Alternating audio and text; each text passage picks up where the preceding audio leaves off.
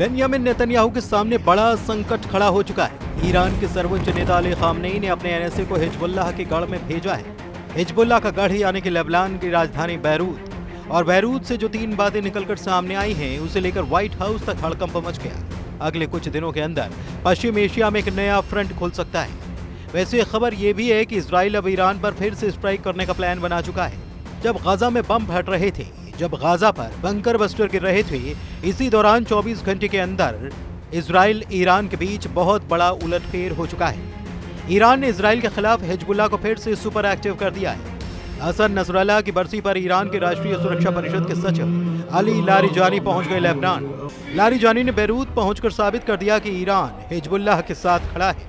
Hassan Nasrallah के बेटे Jawad Nasrallah यानी कि जूनियर नसरल्लाह ने भी कह दिया है कि हिजबुल्लाह हथियार नहीं डालेगा, यानी कि इजराइल को टक्कर मिलती रहेगी। यह है लेबनान की राजधानी बैरूत, जिसमें दक्षिण का ये इलाका हिजबुल्लाह का गढ़ कहा जाता है। हजारों लोग जुटे हैं।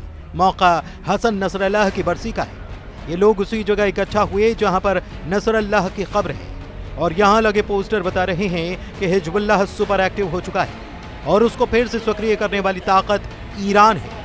नसरल्लाह की बरसी पर हिजबुल्लाह के मौजूदा चीफ नईम कासिम का वीडियो संदेश दिखाया गया। नईम कासिम ने साफ साफ कह दिया कि हिजबुल्लाह जंग के लिए तैयार है। जहां पर नईम कासिम का भाषण चल रहा था, वहां आसपास लगाए गए पोस्टर्स में ईरान के सर्वोच्च नेता अली खामनेई की तस्वीर थी, और साथ में कई जगह हसन नसरल्लाह की तस्वीरें लगाई गई। ये वीडियो देखकर नेतन्याहू की फिक्र बढ़ जाएगी, क्योंकि नईम कासिम ने कह दिया है कि हिजबुल्लाह के लड़ाके हथियार नहीं डालेंगे। इस युद्ध में वो कुर्बानी देने से पीछे नहीं हटेंगे। नईम कासिम ने जो बात कही उसके पीछे ईरान से मिलने वाला इशारा भी है।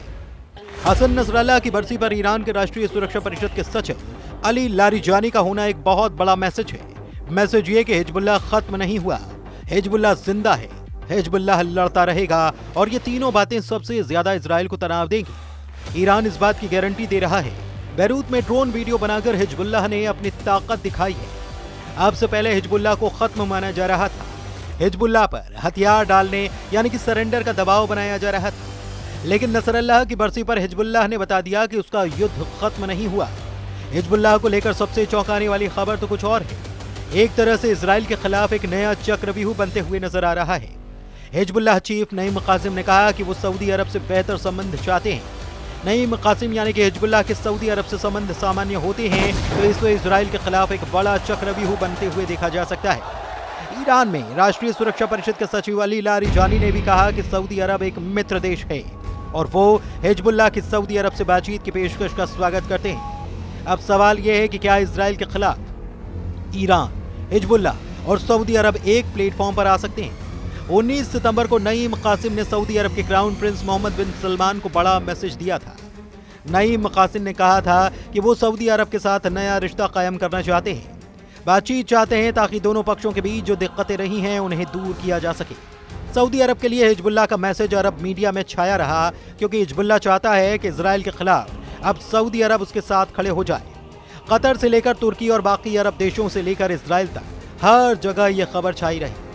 गजा में इजराइल की बमबारी, 66,000 लोगों की मौत और 700 दिनों से ज्यादा चली आ रही जंग को लेकर पश्चिम एशिया में बहुत कुछ बदल चुका है। हिजबुल्लाह को लेकर अरब देशों का नजरिया भी बदला है, क्योंकि इजराइल से लगने वाली सीमाओं में सिर्फ लेबनान का हिजबुल्लाह ही रहा है जिसने इजराइल को टक्कर दी।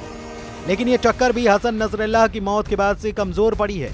हालांकि अब बैरूत में इकट्ठा हुई हजारों की ये भीड़ बता रही है कि हिजबुल्लाह फिर से खड़ा हो रहा है। ठीक 1 साल पहले 27 सितंबर 2024 को लेबनान की राजधानी बैरूत पर इजराइल का हमला हुआ था। इतने धमाके हुए कि हिजबुल्लाह की लीडरशिप को 100 मीटर गहरे बंकर में पूरी तरह से खत्म कर डाला। इजराइल ने 1 साल पहले हिजबुल्लाह चीफ हसन नसरल्लाह को मार डाला था।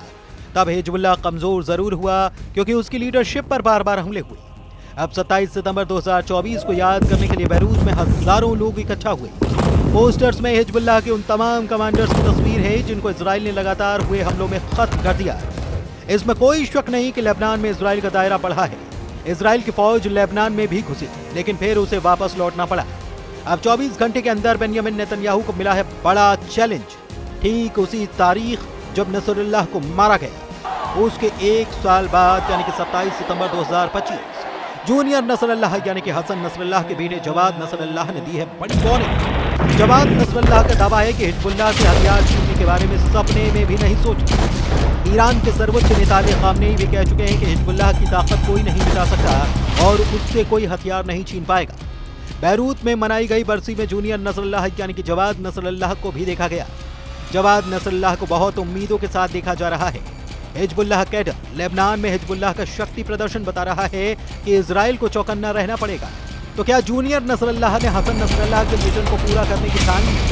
जहां नसरल्लाह पर बनकर बसकर बम बरसाकर उसे हमेशा के लिए खामोश कर दिया गया, वहां से हिजबुल्लाह की एक नई जंग का शोर सुनाई दे रहा है। क्या जूनियर नसरल्लाह का दावा बता रहा है कि फिर जिंदा हो चुका है हिजबुल्लाह? क्या हिजबुल्लाह को ईरान से फिर मिलेंगे हथियार? क्या यमन के बाद हमले के लिए तैयार है लेबनान? बेंयामिन नेतन्याहू कैसे तोड़ेंगे हिजबुल्लाह का नया अवतार?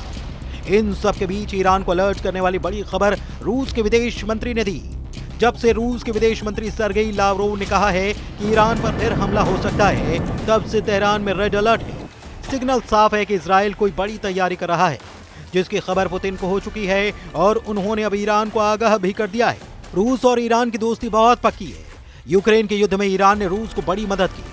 हजारों शायद ड्रोन रूस को सप्लाई किए और इन्हीं ड्रोन की टेक्नोलॉजी से रूस ने अपनी ड्रोन फैक्ट्री तैयार की। ईरान की ड्रोन वाली सपोर्ट ने ज़ेलेंस्की की फौज का जीना मुश्किल कर रखा है। इस बात का ख्याल पुतिन को है, इसलिए उनके आदेश पर रूस के विदेश मंत्री ने संयुक्त राष्ट्र में ईरान से हो रही नाइंसाफी का मुद्दा भी उठाया। एक बात साफ है कि ईरान और रूस साथ साथ हैं और ईरान हिजबुल्लाह को फिर से खड़ा करके बाकी अरब देशों का गुट बनाने की भी कोशिश में लगा है। कतर पर हुए इजरायली अटैक ने पहले ही अरब वर्ल्ड को इजराइल के खिलाफ कर दिया है, लेकिन दूसरा सच ये भी है कि लेबनान में हिजबुल्लाह और यमन में हूथी के अलावा इजराइल से लड़ने की ताकत अब तक किसी अरब देश ने नहीं जुटाई है।